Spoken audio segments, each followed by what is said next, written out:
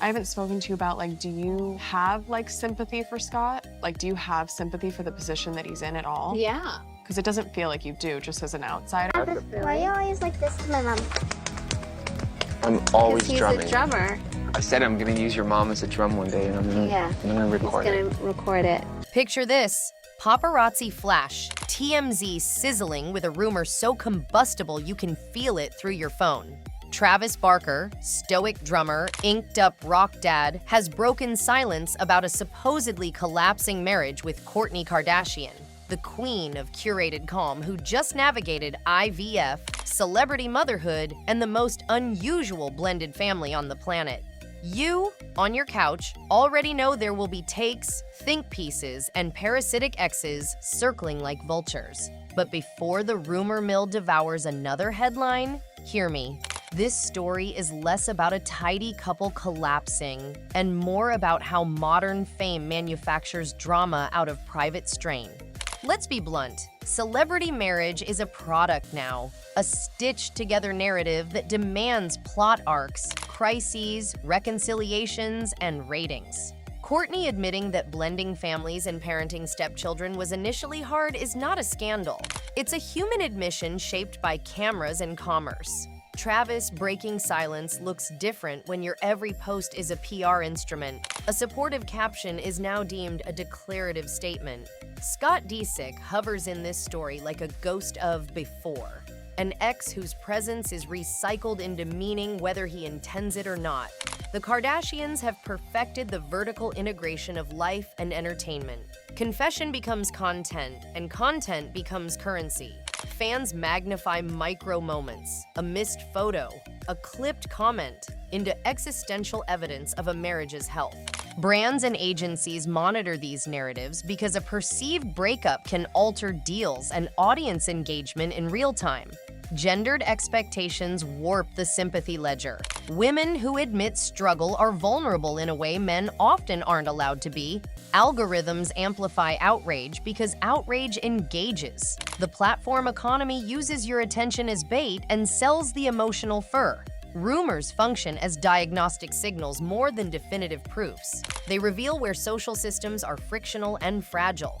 Travis's purported silence is a public performance and a legal posture. He can't just go quiet. Silence becomes a fleshed-out statement in this ecosystem.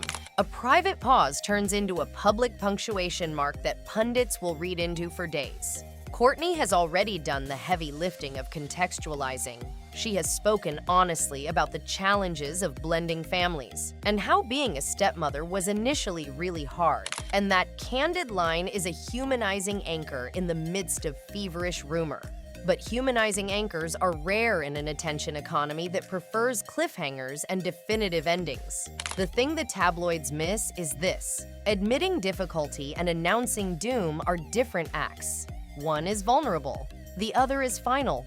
Look, the old rule used to be, don't read the comments. But in 2025, the rule is, assume the comments will write the story. Nobody is merely a subject anymore. Everyone is a co-author of the gossip narrative. A quiet Instagram post becomes raw material for 20 YouTube reactors and 100 tweet storms. Everyone scrambles to interpret a facial expression or the absence of a wedding anniversary dinner engagement photo as the single source of truth. This is how micro-evidence is elevated into macro certainty. Stitch together enough small signals and you get a source who confirms a split. It's comfortable and corrosive, and it gives viewers the illusion of seeing something before everyone else. That's not journalism. It's instantaneous narrative hunger. The family architecture in this drama matters. The Kardashian machine doesn't just expose conflict, it modulates it. Producers and editors curate arcs. A candid line on a podcast becomes an episode teaser, and then a clip that fuels 1,000 takes. Kourtney's willingness to speak about blending families, how she lived apart for a while after marrying, and how the transition was gradual gives fans something to rally behind. But it also supplies producers with a thematic through line for seasons of reality TV. That economy of exposure means one vulnerable sentence can become a serialized plot point, which is why so many of these exchanges feel both painfully honest and undeniably performative. Let's talk Scott Disick for a second, because you know you were thinking it too. He remains an intoxicating figure in this narrative. Ex, co-parent, and perennial foil. Screen Rant and other outlets have suggested Scott might be stirring things up between Kourtney and Travis, a theory that reads like a soap opera subplot but also draws on real history. Their on-again, off-again dynamics, his public interest in rekindling something, and the family's long memory. Whether Scott is actively sabotaging anything or simply existing as a living artifact of the couple's past, his presence compounds the drama. He won't go away because the storyline is sticky. People like a villain, even if he's just a complicated human being.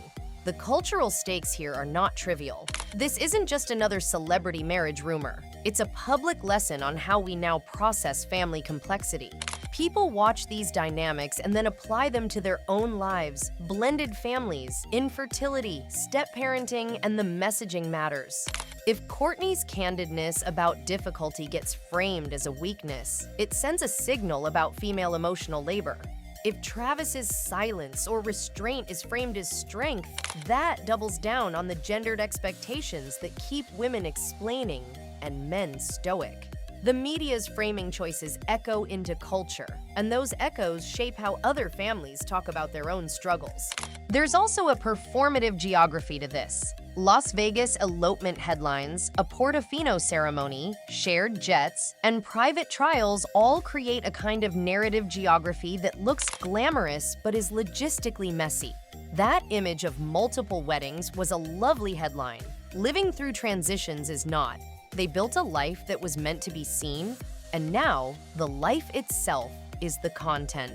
That amplifies conflict because you can't be private when your privacy has been a franchise. The marriage is a show, but it's also a relational labor that requires the same mundane negotiations any couple faces. School choices, chore distribution, in-laws. Except now those negotiations are also episodes. When the rumor engines rev up, everything gets retold as conspiracy. A missed family brunch becomes a betrayal. A clipped smile becomes evidence. The thing that hurts is how quickly nuance is erased. Kourtney didn't say, "We're splitting." She said it's been hard. That's a world of difference. And yet the headline "split" is what reverberates. That gap between utterance and amplification is where the damage happens, because once the split headline exists, it carries a momentum of its own. People begin to act as if the unsaid is urgent, leaking pain into every following interaction, and it becomes a self-fulfilling prophecy.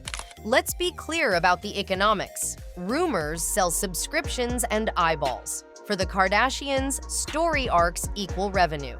For reaction channels and gossip sites, rumor cycles equal engagement metrics. For the couple, every rumor is a risk to brand deals and social capital. That is why silence is strategic and why public statements are carefully calibrated.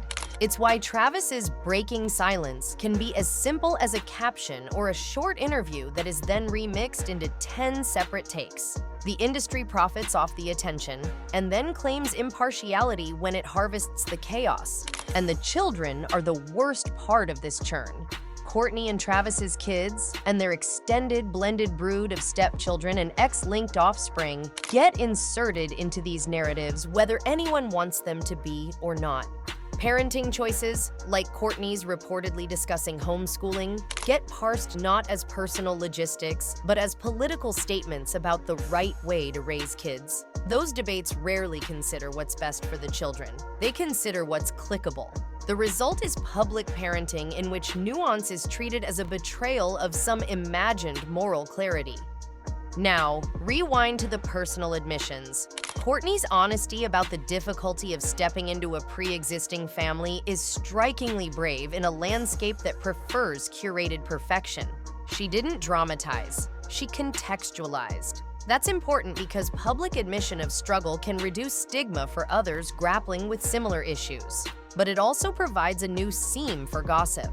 Vulnerability can heal, and it can also be harvested. The tension between liberation and exploitation is the bitter twin every public figure has to manage. Let's talk about motive, because fans always want to assign it. Is Scott trying to break them up? Is Kris running damage control? Are producers leaning into friction to create ratings? Sometimes the motive is real, sometimes it's incidental.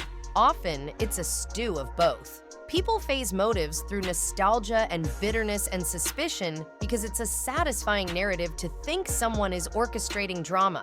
The truth is often less cinematic. Multiple small frictions, miscommunications, logistical stressors, but it's flatter and thus less compelling to click-hungry audiences. We should also address the way the couple manages image work. Travis's tattoo posts, family candids, and primed social captions are emotional microsignals. Fans parse the distance between two poses and call it architecture of failure or endurance, depending on their own bias. Kourtney's wellness guru aesthetics and Travis's old-school punk authenticity are branding positions that complicate any narrative of split. To be frank, fans want both authenticity and dramatic arc, which puts couples in a bind. Show your struggle to be real, but not so much that partners become unmarketable. For every headline that screams split, there are a dozen quieter gestures, a late-night text, a staged for intimacy photo, a family therapy session that hint at restoration.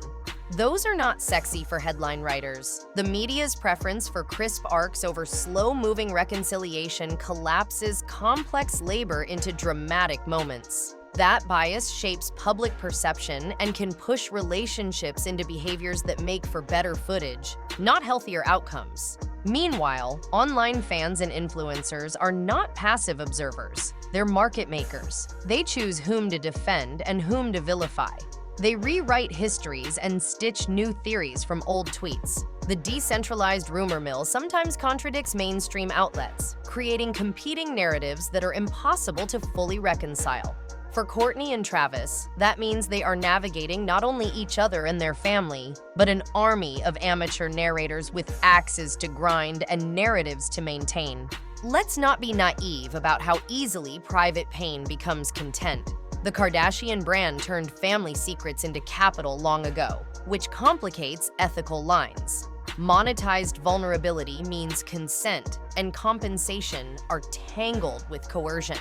Consent to film a conversation differs from consent to see that conversation spun into a year's worth of episodes. That's the ethical knot. People can agree to participate in content and still be exploited by the way that content is later monetized. The gender script keeps repeating, women explaining themselves, men embodying stoicism. Kourtney's candid moments get dissected into personal failure or moral lessons. Travis's silence is analyzed as either concern or mystery. That double standard shapes sympathy and shapes headlines. We should be asking why the public is allowed to demand explanation from motherhood and domesticity more than from male restraint. One more layer, the legal and contractual fallout of divorce rumors. Even untrue splits can trigger clauses in brand agreements or require PR mitigation from agencies. It's corporate drama that follows personal drama. A wrongly reported split can lead to canceled ads, rescheduled reality arcs, and restructured deals. That corporate dimension is rarely discussed in take-hungry commentary, but it's a real pressure point for couples whose livelihoods hinge on their public image. Now, what does Travis breaking silence actually look like once you take it off the tabloid relay board? Often it's a prosaic, measured thing. An Instagram caption expressing love, a reassuring interview that avoids drama, a supportive public appearance. These small moves cool the rumor machine because they interrupt the narrative's appetite for escalatory content. But because the machine is hungry, it will reinterpret even a calming gesture as the preface to a more explosive chapter. It's never enough to simply be. You have to be the right kind of being for the algorithm's tastes. This story also illustrates a broader cultural problem. Justice and empathy are competing with entertainment.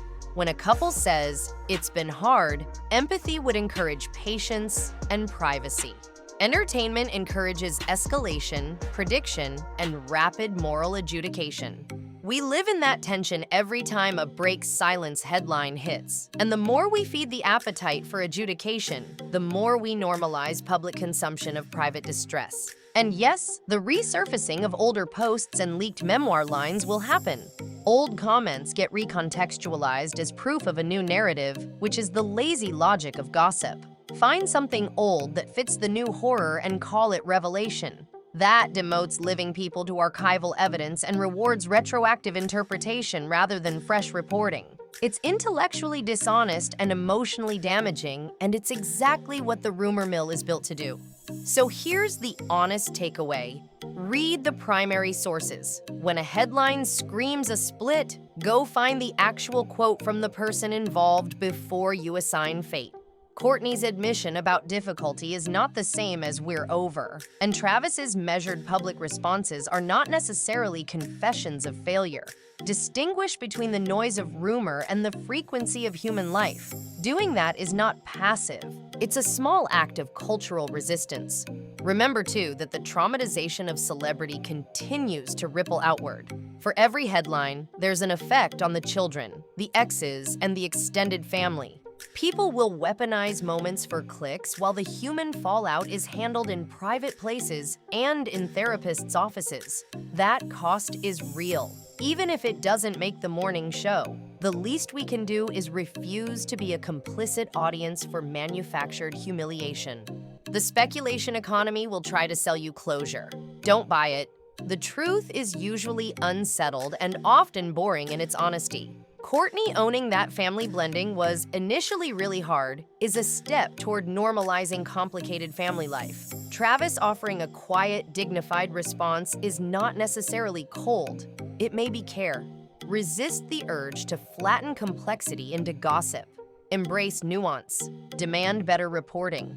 Pause before you click. Share on another break silence headline and ask, what is being amplified and why?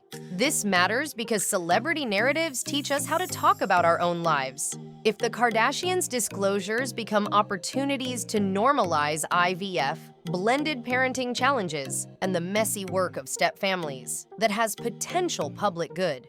If those moments are instead reduced to snackable drama, we lose the chance to engage in more humane conversations. The choice is collective.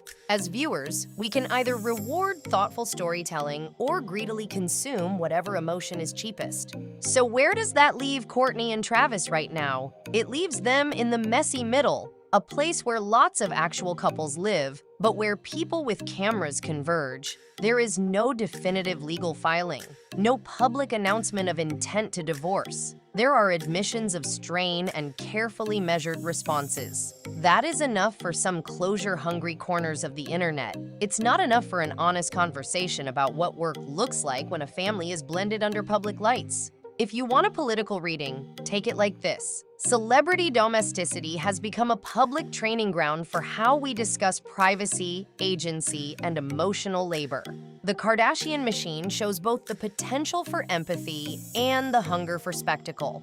The calculus we choose will determine whether future disclosures about fertility, step-parenting, or therapy are met with compassion or consumption. That's the structural question the rumor about a split never lets you finish asking. If you need a guiding principle, prefer skepticism over certainty, clarity over conjecture, and empathy over schadenfreude. Kourtney's admissions deserve context. Travis's restraint deserves reading beyond the headline. And Scott Disick? Let him be a human in a complicated orbit rather than a cartoon villain in a manufactured soap opera. These people are living complicated lives, not plot points. There's also the PR scaffolding nobody wants to see but everyone profits from. Teams quietly drafting statements, managers triangulating brand partners, lawyers scanning contracts for clause triggers. Every public smile or private therapy check-in is run through a funnel of risk assessment. Will this calm the narrative or feed it? That calculus shapes behavior as much as emotion does. It makes authenticity a strategic choice and privacy a line item in a marketing plan. When the machinery is running, even reconciliation becomes a product decision. Do you film it, monetize it, or let it breathe? And that choice tells you more about modern celebrity than any leaked DM ever will. And let's not forget the projection economy. Fans invest identities in these stories and then demand endings that satisfy their own moral ledger. Some want the breakup to validate bad feelings about celebrity marriages. Others want a fairy tale reconciliation to restore their faith in curated love. Kourtney's wellness maven persona and Travis's punk dad ethos are narrative poles that make their real-life negotiations look like genre mashups, two aesthetics trying to cohabitate while being broadcast. That tension is human, painful, and utterly unsexy to the algorithm, which prefers the tidy closure of a split or a surprise reunion. Final note: the next time you see a headline that screams, "breaks silence," remember that silence is a statement only in the headlines. Real life proceeds in drafts, edits, and awkward conversations that do not photograph well. The rush to judgment is cowardly and cheap, and the cost is already being paid by the families involved. Subscribe, smash that like, and say your take below now. Thanks.